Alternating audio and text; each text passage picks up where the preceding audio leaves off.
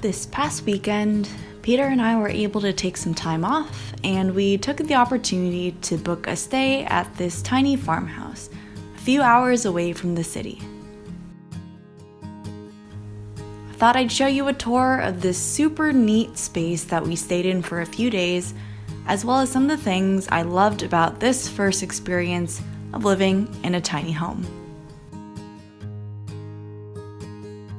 First, let me start with a tour of the outdoor space, one of the best parts of downsizing to a space like this.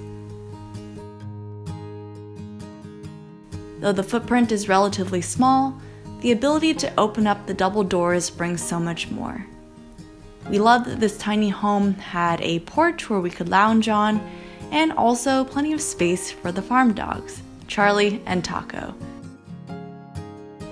They seemed quite content having Cooper around for the weekend too. When you go around the corner, there's plenty more porch space, but also a little staircase that leads up to one of our favorite spots on this tiny home,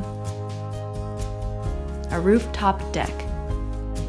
It works well as a second dining space, a place to hang out, or a spot to sit down, relax, and enjoy the beautiful view. Now for the inside is first a seating area right by the front door. When the doors are closed, there's still a great view, especially of the cows when they decide to stop by or play with each other. They're such gentle creatures, and I really love their company.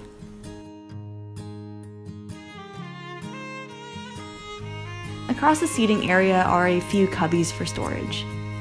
Very much needed for such a small space. This ended up being our closet for the weekend, as we kept our bags, clothing, and Cooper's food in the cubbies.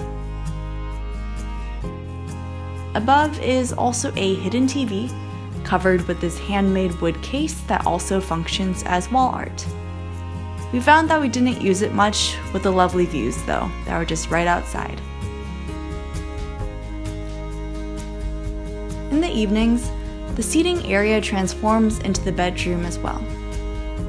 After you take off the cushions and make sure the cubby surface is cleared, you can pull down the Murphy bed. It was our first time using a Murphy bed, and I was so pleasantly surprised at how easy it was to use. It's not very heavy to pull down or put up, and it's a great way to make use of a small space, because we don't usually use our beds until evenings.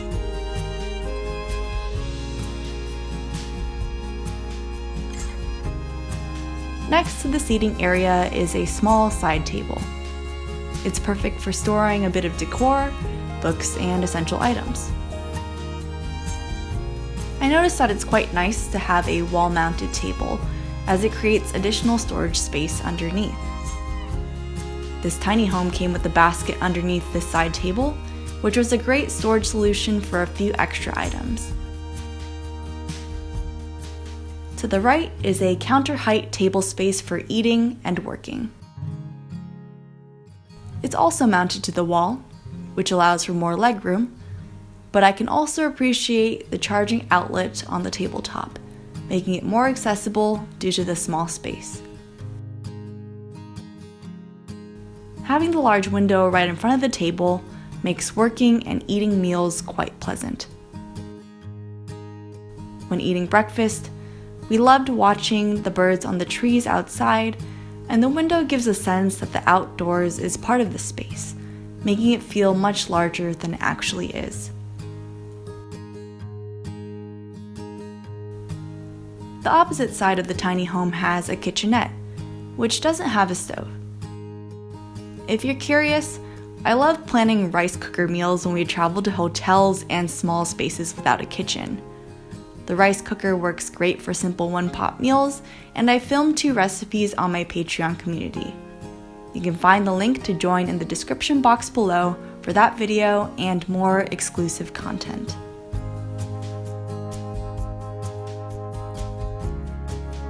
The kitchen is relatively simple, with a microwave, sink, mini fridge, and plenty of cabinet space underneath. Again, I love another large window, which makes washing dishes and cleaning all the more enjoyable as you feel more connected to the outdoors. This kitchen also has some smart use of wall space, leveraging a built-in shelf for essential drinkware and cutlery. I think built-in shelves are a beautiful way to display those items.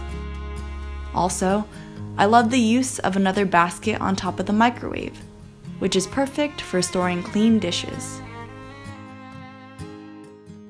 The cabinets hold all the other kitchen items, from cooking utensils to spices and kitchen towels.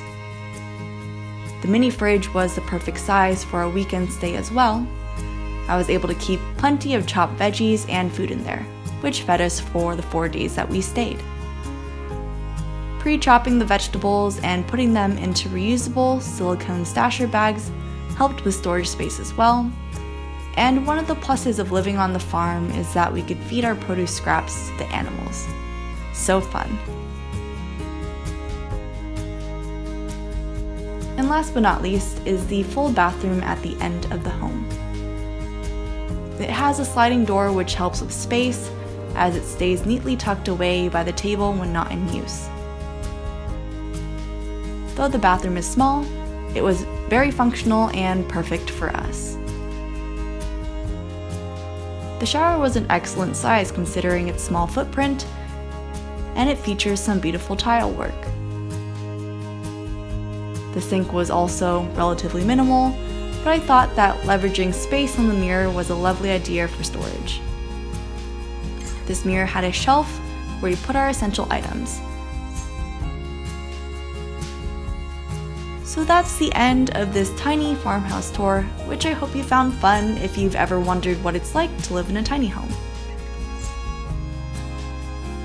If there's anything that we've learned from this experience, it's that living in a smaller space often encourages you to keep things more tidy and organized. It challenges you to make every aspect of your home functional and purposeful. But most of all, living in a tiny home doesn't have to be boring. The house connected us to the surrounding environment in a way that made us feel relaxed and at peace. We hope to visit again when we have another weekend off, and if you're ever in California and want a place to reset, do check out this tiny home for yourself.